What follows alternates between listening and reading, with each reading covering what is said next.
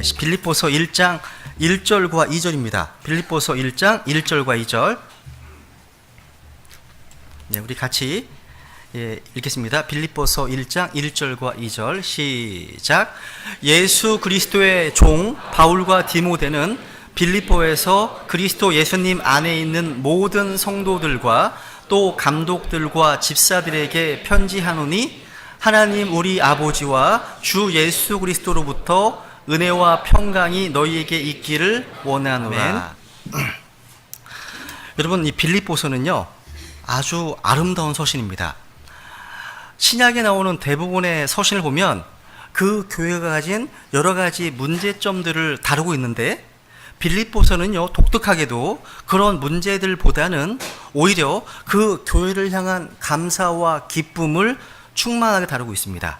감사와 기쁨, 참 아름다운 서신입니다. 오늘 우리가 볼 이 빌립보서는요 사도 바울이 감옥에서 보낸 기쁨의 편지입니다. 감옥에서요. 바울은 로마의 차디찬 감옥이라는 환경에서 이 글을 썼습니다. 가장 어두운 시기에 가장 기쁨이 가득한 서신을 기록한 겁니다. 이 짧은 서신 속에요 기쁨, joy, 또 rejoice, 기뻐하다, 이런 말이 16번 이상 나옵니다. 그래서 이 빌립보서는 기쁨의 책입니다. 여러분, 기쁨은요 성령의 열매입니다. 성령의 열매. 여러분, 구원받은 성도의 특징 중에 하나가 뭐냐면 기쁨입니다. 기쁨. 여러분, 기쁨의 대상, 근거가 뭡니까? 빌립보서 잘 나와 있습니다.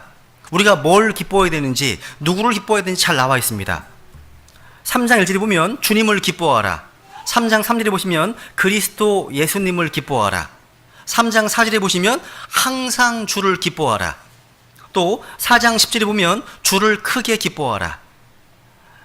여러분, 느헤미야 8장 10절에 보면요 주를 기뻐하는 것이 너희의 힘이다 말씀하십니다. 힘. 여러분, 여러분이 성령 충만하시다면 성령의 열매인 기쁨으로 충만합니다. 주를 기뻐하는 것이 우리의 힘입니다. 여러분, 사도 바울이요 빌립보서에서 항상 주를 기뻐하라, 내가 다시 말하노니 기뻐하라 라고 권면하는 대상은 누굽니까? 우리가 편지를 읽을 때는 그 편지를 보낸 사람과 편지를 받는 사람을 잘 알아야만 그 편지를 잘 이해할 수 있습니다. 빌립보 교회에 편지를 보낸 사람은 바울과 디모데이고요, 편지를 받는 사람들은 바로 빌립보 성도들입니다. 여기 보시면 예수 그리스도의 종 바울과 디모데는 빌립보에서 그리스도 예수님 안에 있는 모든 성도들과 또 감독들과 집사들에게 편지한다 말씀하고 있습니다. 여기서 바울이 기뻐하라 이렇게 권면하는 대상은 바로 예수 그리스도 안에서 구원받은 성도들입니다. 또 감독들과 집사들을 주목해 보십시오. 이들은 지역교회의 영적 리더들로서 신앙생활을 잘 하고 있는 사람들이잖아요. 그런데 바울이 보기에 이들이 그렇게 기뻐하지 못하고 있었던 것 같습니다. 바울이 보기에 어떤 이유였는지 간에요 기뻐하지 못하고 있었기 때문에 바울은 이들에게 기뻐하라 이렇게 외치고 있습니다. 기억하십시오. 이 빌립보서라는 편지를 받는 대상이 결코 구원받지 못한 믿지 않는 사람들이 아니라는 사실을 기억하시기 바랍니다. 이것이 바로 우리가 관심을 가져야 될 부분입니다. 여러분, 주 예수님을 잘 믿고 있는 사람들에게도 문제가 있을 수 있다는 겁니다. 우리가 성경 신자라고 저절로 기쁨이 넘쳐나고 매일매일 아주 환희에 찬 인생을 살 수 있는 것은 아닙니다.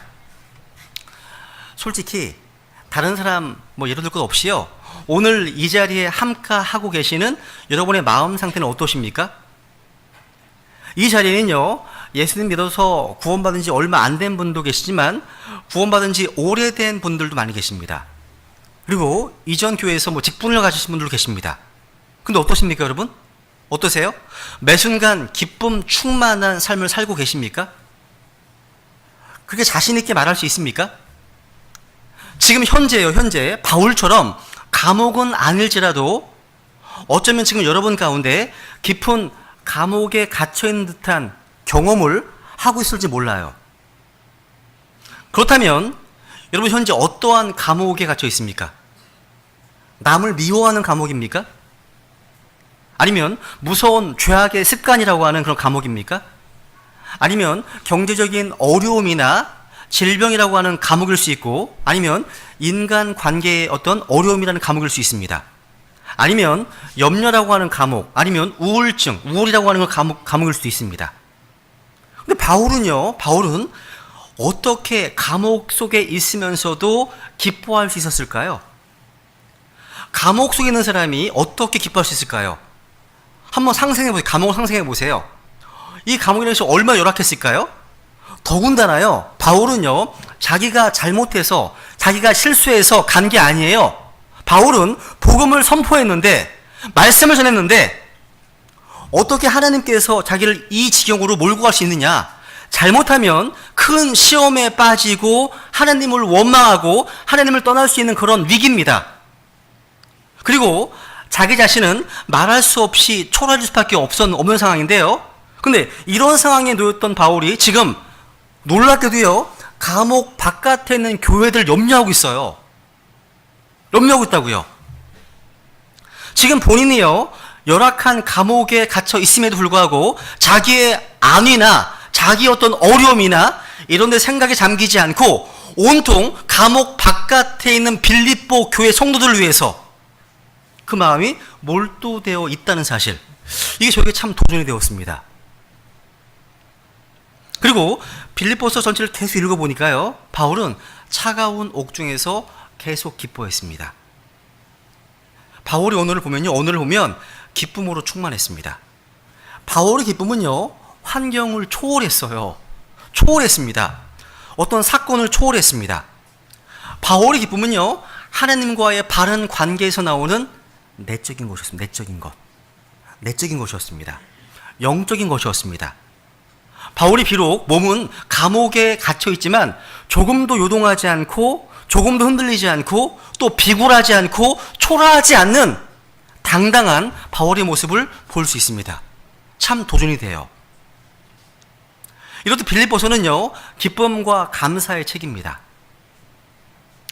지난주에 이제 몇몇 성도님들께서요, 주일날 형제 자매들이 함께 모여서 교제하면서 기쁨이 있으셨나 봐요. 그래서 제가 어제 이제 신학원 이제 마지막 종강이었기 때문에 종강 모임에 이제 갔거든요. 이제 많은 분들이 그런 얘기를 하시더라고요. 자기는 구원받고 나서 이 땅에서는 너무나 힘들고 또 고통스럽고 그렇다 할지라도 천국에서는 기쁨이 있지. 천국을 보면서 살았는데 성경을 알고 이제 점점 성장해 가다 보니까 지금 사는 이 세상에서도 기쁨을 누릴 수 있는 거구나. 이런 얘기를 하시더라고요. 지금 현재도 마찬가지예요. 죽어서 가는 천국만 있는 게 아니라 지금 이 땅에서도 기쁨과 평강을 누릴 수 있다. 이게 빌립보서의 메시지입니다. 그래서 저 또한 말씀의 사역자로서 성도님들의 기쁨을 돕고자 하는 마음으로 앞으로 주님께서 허락하시면 좀 빌립보서를 강의하려고 합니다. 먼저 이 빌립보 교회가 세워지게 된 배경을 볼게요. 우리는 사도행전에 보시면 빌립보 교회가 어떻게 세워지게 되었는지 알 수 있습니다. 사도행전 16장에는요, 빌립보 교회가 세워질 수 있었던 상황이 자세히 기록되어 있습니다. 즉, 바울의 2차 전도 여행 때입니다. 바울은요, 1차 전도 여행 때 바나바와 함께 있습니다. 근데 2차 여행을 앞두고 마가의 문제 때문에 바나바와 다투다가 헤어지게 되었고, 그래서 바울은 실라를 데리고 제2차 전도 여행을 떠났습니다. 그 도중에서 바울은요, 디모데라고 하는 젊은 동역자를 만나게 됩니다. 그리고 바울은 디모데와 함께 아시아로 가려고 했는데 성령님께서 아시아에서 말씀을 선포하지 못하게 하셨고, 또 무시아와 비두니아로 들어가려고 했었지만 그것마저 성령님께서 허락하지 않으셨습니다. 그런 가운데 밤에 환상 가운데 마케도니아 사람 하나가 간구하기를 마케도니아로 건너와서 우리를 도와달라, 이런 환상을 본 뒤에 주님께서 그들에게 복음을 선포하라고 부르신 줄을 확신하게 됩니다. 그래서 바로 마케도니아로 들어가게 되었고, 빌립보는 바로 이 마케도니아 지방에서 으뜸가는 도시였습니다. 그래서 빌립보에 대해서 성경은 이렇게 증언하고 있습니다. 사도행전 16장 12절에 보시면 거기서 빌립보에 이르렀는데 그곳은 마케도니아의 그쪽 지방에서 으뜸 가는 도시요 또 식민지더라. 우리가 그 도시에서 며칠을 머물다가, 당시 빌립보는요 마케도니아의 가장 큰 도시였지만 정치적으로 로마의 식민지였습니다. 바울은요 이곳에서 자주색 옷감 장수 루디아란 여자를 만나 복음을 전했고, 루디아와 그의 가족의 집안 사람들이 구원을 받고 침례를 받았습니다.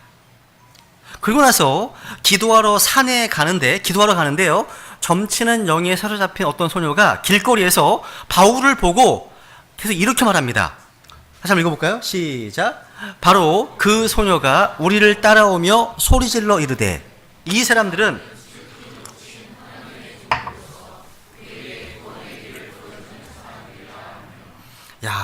지금 점치는 영에 사로잡힌 소녀가 계속 이런 말을 하는 겁니다. 이 사람들은 지극히 높으신 하나님의 종들로서 우리에게 구원의 길을 보여주는 사람들이다, 이렇게 얘기합니다. 근데 이 그녀의 말은 정확했습니다.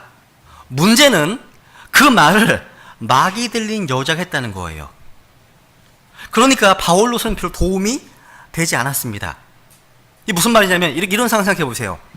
제가 지하철을 타고 가는데요, 아주 남루한 옷차림을 한 어떤 사람이요, 정말 세수하는 시커먼 얼굴, 그 술 냄새를 풍 풍기면서 큰 소리로 이렇게 하는 거예요. 너희들 다 예수 믿어야 돼! 그러고 가는 거예요. 진짜. 그럼 상상해 보세요. 여러분, 뭐 옷을 꼭 잘 입어야 할 필요 없지만 남루한 모습으로 술에 취해서 예수 믿어야 한다고 외치는데 제가 얼마나 불편한지 몰라요. 불편한 거예요. 마찬가지예요. 지금 막이 들린 소녀가 바울 일행을 향해서 구원의 길을 보여준다고 이렇게 계속 얘기하니까 도움이 안 되는 거예요. 그래서 바울이요, 그 영을 내쫓자 점치는 영에 사로잡힌 소녀가 이제 그 소녀 때문에 돈을 벌던 그 주인들이 화가 나서 바울을 고소한 겁니다. 고소했어요. 그래서 바울과 실라는 좋은 일 한 거잖아요. 그것 때문에 매를 많이 맞은 후에 감옥에 갇히고 예수 그리스도를 믿으라. 그러면 내가 구원을 받고 내 집안이 받으리라 하면서 복음의 말씀을 그의 집 사람들에게 다 전해줬습니다. 그렇게 해서요, 빌립보에 간 사도 바울은 루디아의 가정을 얻었고 이어서 간수의 집을 얻었습니다. 아마 이분들이 창립 멤버가 아니었을까 싶습니다. 그리고 아마 제 생각에는요, 이 빌립보 간수가 교회의 어떤 직분자가 되지 않았을까. 그래서 간증을 많이 할 것 같아요. 간증, 감옥에서의 회심의 간증. 굉장히 많이 영향이 있지 않을까요? 그죠? 여러분, 이 간수는요, 이 성경에 기록된 가장 복된 회심 사건 중 하나예요. 그죠? 간수는 바울을 통해서 주 예수 그리스도를 인격적으로 만나고 거듭나게 되었습니다. 여러분, 우리의 삶도 때때로 이해할 수 없는 고난이 따르지만 하나님은 분명한 목적을 가지고 우리의 삶을 이끌어 가시 믿으시기 바랍니다. 이처럼 빌립보 교회는요, 바울의 제2차 전도 여행에 세워진 지중해 인근의 유럽의 첫 교회입니다. 이 빌립보 교회예요. 그렇다면 두 번째, 이 빌립보라는 편지를 쓴 사람은 누굴까요? 여기 1장 1절에 보시면 발신자와 수신자 모두가 나와요. 이걸 그냥 건너뛰면 큰 문제가 생겨요. 항상요. 편지를 쓴 사람, 받는 사람 중요합니다. 보세요. 예수 그리스도의 종 바울과 디모데는, 편지의 발신자는 바울과 디모데인데 이 바울과 디모데 자신들을 어떻게 소개하고 있습니까? 예수 그리스도의 종. 사도는 얘기 안 합니다. 왜? 사도권 문제가 여기는 없기 때문에. 그래서 예수 그리스도의 종 바울과 디모데. 바울과 디모데는 종으로 의식했구나.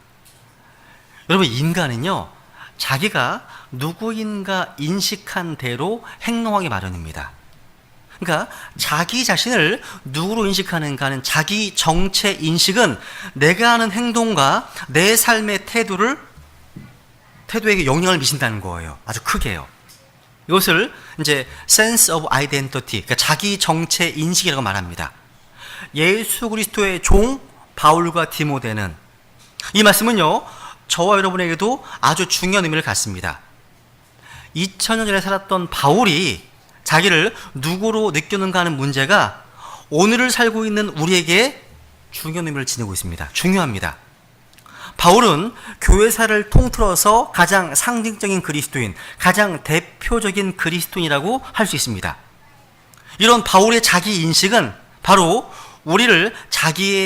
그것이 바로 우리의 인식이 되어야 한다는 거예요. 그래서 고린도전서 11장 1절에 보면 내가 그리스도를 따르는 자가 된 것 같이 너희도 나를 따르는 자가 되라. 우리 오늘 본문 1절의 이런 유명한 고백을 통해서 바울의 자기 인식을 확인할 수 있습니다. 이 자기 인식을 토대로 우리의 정체성을 발견해야 합니다. 여러분, 서번트, 이 종이라고 하면 어떤 이미지가 떠오르세요? 종 그러면요. 우리 흔히 주인에게 억압당하고 주인에게 무시당하며 살아가는 사람, 뭐 염전, 노예 이런 것처럼요 생각하잖아요. 근데 바울이 오늘 본문에서 종을 그런 부정적이고 소극적 의미로 사용하고 있는 것이 아닙니다. 구약에 보시면요, 이 종이라는 단어가 아주 긍정적인 경우로 쓰여진 예가 많이 있어요. 예를 들어서 출애굽기 21장에 보시면요, 모세의 율법 가운데 이런 법구가 있습니다. 어떤 종이 있는데 주인을 위해서 6년간 일하고 제 7년이 되면 안식년이 되어서 주인은 종에게 자유를 제공해 줍니다. 그런데 이 종이요, 주인에게 주인님, 제가 지난 6년 동안 살면서 주인님하고 무척 정이 들었습니다. 저는 주인님을 존경하고 사랑합니다. 그렇기 때문에 저는 나가서 자유하지 않고 한평생 주인님을 모시고 싶습니다. 라고 하면 이 주인은요, 종을 데리고 가서 귀에다가 송곳으로 구멍을 뚫습니다. 요즘처럼 멋으로 뚫는 것이 아니라 영원한 종됨에 대한 표시로 뚫는 거예요. 귀국을 하신 자매님들 꼭 기억하십시오. 이 영원한 종됨에 대한 표시예요. 귀 뚫는 것은요. 여러분, 이런 경우에 우리 이 종을요, 한마디로 사랑의 종, 또 자유의 종 부를 수 있을 겁니다. 종은 종인데 자유한 종이기 때문입니다. 주인에 대한 사랑 때문에 자기의 자유를 오히려 주인에게 드리고 스스로 자원해서 종이 된 겁니다. 그가 종이 된 이유가 뭐예요? 뭐 때문이에요? 사랑 때문입니다. 주인에 대한 애정 때문에 그 자유를 기꺼이 반납하고 그 주인의 심부름을 하면서 한평생 그 주인을 위해 살기로 결단한 종. 바울은 본문에서 종이라는 말을 그런 의미로 사용했을 겁니다. 여러분, 로마 문화에 보면요, 이 종에 대해서 긍정적인 개념이 있어요. 종은요, 로마에서 천대받고 억압받는 계급이었지만 대부분 인간 이하 취급받았죠. 근데 예외가 있어요. 그 종의 주인이 누구냐에 따라서 그 신분이 달라집니다. 그러니까 지극히 지체 높은 귀족의 종이 되었을 때는요, 그 어떤 자유인보다 어깨를 높이며 프라이드를 가집니다. 예를 들어서 로마의 황실에서 황제를 섬기던 종들 같은 경우입니다. 나는 가이사의 종이다. 이것은 굉장한 프라이드를 가질 수 있는 사건이었습니다. 바로 어쩌면 그런 개념을 인식하면서 본문에서 이 표현을 사용하고 있는지 모릅니다. 겨우 한 나라를 지배하는 로마의 황제의 종이 아니라 왕들의 왕이신 예수 그리스도의 종인 나 바울은 이 표현하는 거예요. 여러분, 다메섹 도상에서요, 주님의 부르심을 받고 주님의 강력한 빛에 이제 속박되어 버린 바울은요, 그 순간부터 예수 그리스도를 자신의 삶의 주인으로 모시고 새로운 신분 의식을 갖게 된 겁니다. 예수 그리스도의 종 바울. 여러분, 한번 바울이 가진 이 고백을요, 여러분의 입으로 한번 해보세요. 시작. 예수 그리스도의 종 나영석은. 제 이름 말고 여러분 이름이요. 한 번 더. 시작. 예수 그리스도의 종 나영석은. 그렇습니다. 여러분, 예수 그리스도의 종이란 뭐냐면 자신을 값주고 사신 분이 바로 주 예수 그리스도라는 사실을 인정하고 주종 관계를 선포하는 겁니다. 우리도 마찬가지예요. 우리를 값주고 사신 소유, 우리의 진정한 주인은 바로 주 예수 그리스도이기 때문에 사람들의 종이 되어서는 안 됩니다. 여기 고린도전서 6장 20절 읽어볼까요? 시작. 주께서 값을 치르고 너희를 사셨느니라. 그런즉 하나님의 것인 너희 몸과 너희 영으로 하나님께 영광을 돌리라. 아멘. 여러분, 자신의 신분, 자신의 정체성을 확실히 아는 것이 영적 생활의 첫 걸음입니다. 이게요. 누구든지 자신을요, 예수 그리스도의 종이라고 생각하고 믿는다면 우리는 주님의 영광과 주님의 기쁨을 위해 살아야 됩니다. 종은요, 하나만 살피면 돼요. 자기 주인의 마음만 살피면 돼요. 성경을 선택하는 문제, 교회를 선택하는 문제, 또 이사하는 문제, 직장 선택하는 문제, 또 배우자를 고르는 문제, 모든 거 다 주님께서 원하시는 걸 선택하시면 되는 겁니다. 그죠? 이런 종됨은요, 사도 바울의 고백으로 그쳐서는 안 됩니다. 모든 성도의 삶에서 핵심이 되어야 하는 겁니다. 핵심. 여러분, 한번 생각해 보세요. 우리가요, 한 인격을 사랑할 때 세상이 사랑하는 것처럼 뭔가 소유하거나 지배하는 사랑이 아니라, 성경은요, 종이 돼서 종됨으로 사랑하는 하나님 백성이 되어야 한다고 말씀하는 겁니다. 종됨으로요. 여러분, 누군가를 사랑한다는 것은요, 그 위에 서서 내가 남는 것을 베풀어 주는 것이 아니에요. 여러분, 세상이 가장 오해하는 것 중 한 가지 뭐냐면, 사랑을 베풀어 주는 것, 이라고 생각하는 겁니다. 그런데 베풀어 주는 것만으로는 사랑일 수 없습니다. 종이 되고 낮아지고 희생하고 죽어야만 할 수 있는 게 사랑입니다. 바울이 자신을 예수 그리스도의 종이라고 하는 것에는요, 신앙의 아주 중요한 묘미가, 신앙의 엑기스가 다 들어있는 표현입니다. 여러분, 이 땅에 살면 여러분의 소원은 무엇입니까? 소원. 많은 부모가요, 자녀를 잘 기르고 싶어 하시는데, 여러분, 어떤 것이 잘 기르는 걸까요? 그것은 종이 되고 남들을 잘 섬기고 희생하는 자녀를 기르는 겁니다. 영향력 있는 자리, 높은 자리에서 사람들의 존경을 받고 인정받는다고 잘 기른 것이 아니에요. 여러분, 교회에서 직분자를 선출할 때도 그것을 지위라고 생각하는 사람은 절대 뽑아서는 안 됩니다. 그것을 신분 상승인 양 여기는 사람을 뽑으면 교회는 병들게 됩니다.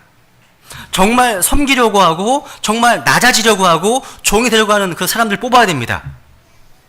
그래야 건강한 교회가 되는 거예요. 이 땅을 살아가는데 바울은 지체 없이 주저없이 말합니다. 나는 예수 그리스도의 종이고 그 예수님 때문에 너희의 종이라고. 우리는 어떻습니까? 억지로 하는 게 아니에요. 자원하는 종이 되어야 한다는 사실. 자원하는 종. 세 번째. 편지의 수신자는 누구? 편지 수신자. 수신자는요, 빌립보에서 그리스도 예수님 안에 있는 성도들, 또 감독들, 집사들. 우리는 신약교회에 두 가지 직분만 존재하고 있음을 배우게 됩니다. 여러분, 신약 독립침례교회가 믿는 바가 뭐예요? 제가 예전에 성경 공부할 때 말씀드렸었죠, 그죠? 베프티스트라는 단어를 가지고서 이니셜로 해가지고 정리했잖아요. 신약교회는요, 믿음과 실행의 최종 권위, 유일한 권위로 성경만을 붙들고 인정합니다. 이게 침례교회의 교리예요. 성경적 권위를 무척 강조해요. 그래서 침례교 사역자들이 가장 많이 하는 말이 뭐냐면, 성경이 말씀하시기를 and the Bible said, 이런 말을 되게 많이 합니다. 성경이 유일한 권위, 기준이기 때문에. 그 다음에 A, 침례교회는요, 지역교회의 자치성을 믿습니다. 이 지역교회, 이 신약교회는요, 신약교회 위에 어떤 총회, 당회, 교단 이런 게 없어요. 각각 다 지역교회는 자치적이고 독립적입니다. 어떠한 교회가 우리 교회를 지배할 수 없습니다. 왜? 우리 신약교회의 머리는 오직 주 예수님이기 때문에 그렇습니다. 세 번째, P. 모든 구원받은 성도들은 모두가 다 제사장입니다. 그래서 여러분 모두가 다 예수님의 보혈의 공로를 의지해서 하나님 아버지께 나아갈 수가 있습니다. 그죠? 제사장입니다. 또 그리고 오늘 이따가 하겠지만 신약교회는 두 가지 의식밖에 없습니다. 주의 만찬과 침례식 두 개밖에 없습니다. 그 외에 추수감사절이든 부활절 이런 게 없어요. 신약교회는 두 가지 의식밖에 없습니다. 그리고 신약교회는 그 개인의 혼의 자유를 믿습니다. 누구도 그 사람 믿는 바를 강요할 수 없습니다.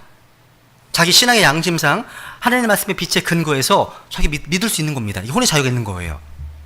그리고 신약교회는요, 교회와 국가의 분리를 믿습니다. 가이사의 것은 가이사에게, 하나님의 것은 하나님께 바치라 말씀하시잖아요. 그죠? 정교 분리를 성경은 증언하고 있다는 사실. 그리고 신약교회는요, 두 가지 직분밖에 없습니다. 뭐예요? 감독과 집사밖에 없습니다. 이걸 목사와 집사밖에 없는 거예요. 그 외에 뭐 전도사니 이런 거 없어요. 권사 이런 거 없습니다. 신약교회는 두 가지밖에 직분밖에 없습니다.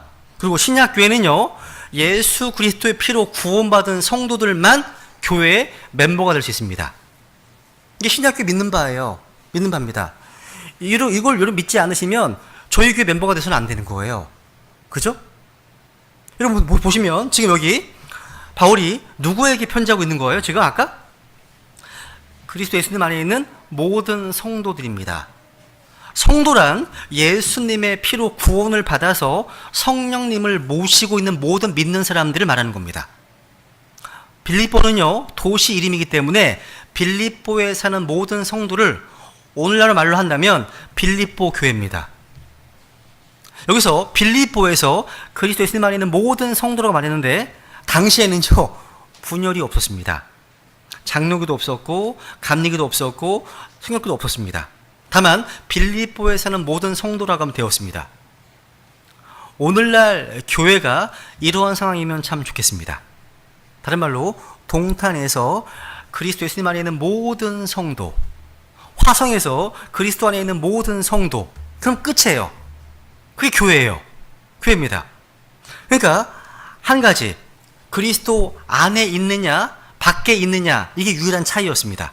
그리스도 밖에서는 세상이고 죄악이고 아무 소망도 없고, 우리가요, 이 시대에 좋은 질서 가운데 있는 그리스도인들의 모습을 보기 위해서는 이 모든 것이 다 있어야 됩니다. 첫째, 예수 그리스도의 종이라고 할 수 있는 사람들이 있어야 됩니다. 교회가 세워지려면 항상 자발적인 헌신과 희생을 하는 종들이 필요합니다. 항상 그렇습니다. 바울과 디모데 사람들이죠. 그리고 모든 성도들이 필요합니다. 또 성도들 가운데 그들을 감독할 수 있는 목사가 필요합니다. 그리고 교회의 필요를 따라 섬길 집사들이 필요합니다. 이 모두가 있을 때 교회가 건강한 겁니다. 여기서 하나만 더 말씀드릴게요. 특별히 성도라는 단어가 참 중요합니다. 성도. 영어로는 세인트입니다. 세인트예요, 세인트. 그럼에도 불구하고 우리같이 부족하고 연약한 자들에게 하나님께서는 자신의 풍성한 사랑의 근거에서요, 넘치도록 풍성한 선물을 주십니다. 우리의 자질이나 가능성이나 우리가 일한 것이나 우리의 조건이나 자기에 근거하지 않고 그냥 주시는 게 은혜예요. 여러분이 구원받은 지 10년이 되었고 20년이 되었고 30년이 넘었는데 이 은혜라는 말이 세월이 갈수록 더 선명하게 와닿지 않는다면 예수님을 잘못 믿고 있는 겁니다. 잘못 믿고 있는 거예요. 이 은혜를 알아가고 또 알아가서 세월이 흐를수록 마음이 부드러워지고 겸손해지고 더 낮아지고 종이 되는 것, 이것이 얼마나 영광스러운 것인지 모른다면 은혜를 모르는 겁니다. 여러분, 은혜 입은 사람들은요, 겸손합니다. 은혜 입은 사람들은요, 마음이 부드럽습니다. 근데 시간이 지나면 지날수록 정말 너무 질겨지는 것 같아요. 질긴 닭처럼. 그러면 안 되는 거예요. 여러분, 자격 없는 우리에게 예수님의 어떤 십자가의 공로를 의지해서 주시는 귀한 선물, 그 은혜가요, 모든 성도들에게 넘치도록 풍성하게 허락되는 거란 사실이죠. 그래서 우리가 주님을 알고 은혜가 무엇인지를 알고 은혜가 가져다주는 평강과 자유가 무엇인지를 아는 사람, 이런 분들에게 기쁨이 있어요. 감격이 있다는 거죠. 감옥 안에서 노래가 있습니다. 세상이 이해할 수 없는 기쁨과 평강과 자유가 우리의 삶 가운데 있다는 사실이에요. 한번 상상해 보세요. 우리 일단 이렇게 살아간다고 생각해 보세요. 이 땅 여러 가지 상처와 아픔이 얼마나 많이 치유되겠습니까? 그래서 이 은혜와 평강이 우리를 통해 넘치게 되기를 기도해야 됩니다. 그래서 우리 오늘 좀 말씀 기억하시면서요, 우리 배단의 침례교회가 1절의 외형을 가질 뿐만 아니라 2절에서 말씀하고 있는 은혜와 평강이 넘치는 교회가 될 수 있도록 하나님께 구원하는 시간을 갖겠습니다. 잘 기도하시겠습니다.